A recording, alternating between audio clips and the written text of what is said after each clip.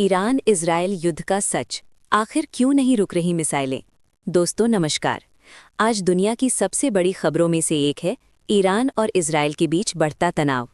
TV, internet और social media पर हर जगह यही चर्चा हो रही है कि आखिर ये युद्ध क्यों बढ़ता जा रहा है, और सबसे बड़ा सवाल, अमेरिका और बाकी शक्तिशाली देश इसे रोक क्यों नहीं पा रहे हैं।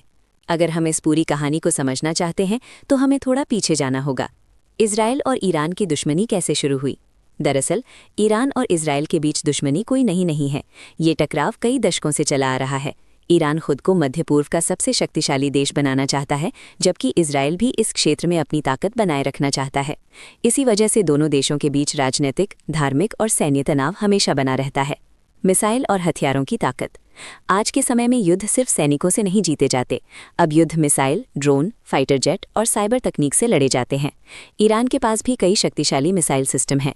यही कारण है कि जब भी तनाव बढ़ता है, दुनिया भर के देश चिंतित हो जाते हैं।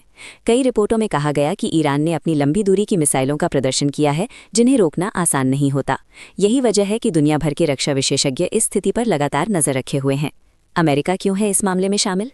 अब सवाल आता है, अमेरिका का इसमें क्या रोल है। अमेरिका लंबे समय से इजरायल का सबसे बड़ा सहयोगी रहा है। जब भी इजरायल पर खतरा आता है, अमेरिका उसकी सुरक्षा के लिए आगे आता है। लेकिन इस बार स्थिति थोड़ी अलग है, क्योंकि अगर अमेरिका सीधे इस युद्ध में उतरता है तो ये संघर्ष पूरे मध्य पूर्व को एक बड़े युद्ध में बदल सकता है। और अगर ऐसा हुआ तो इसका असर सिर्फ 2 देशों तक सीमित नहीं रहेगा, बल्कि पूरी दुनिया पर पड़ेगा। दुनिया क्यों चिंतित है? आज दुनिया पहले ही कई संकटों से गुजर रही है। आर्थिक संकट, ऊर्जा संकट और कई क्षेत्रीय युद्ध।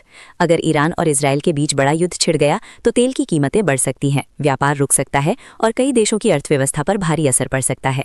इसी वजह से संयुक्त राष्ट्र और कई बड़े देश लगातार कोशिश कर रहे हैं कि स्थिति शांत हो जाए। भारत का क्या रुख है?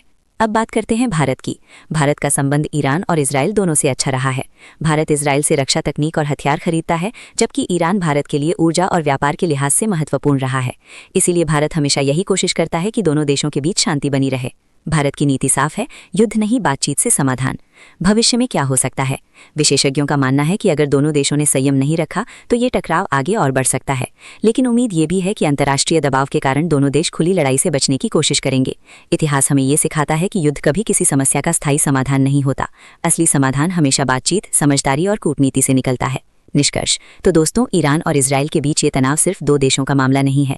इसका असर पूरी दुनिया पर पड़ सकता है। इसीलिए दुनिया के बड़े बड़े देश और संगठन लगातार कोशिश कर रहे हैं कि ये संघर्ष बढ़ने से पहले ही खत्म हो जाए।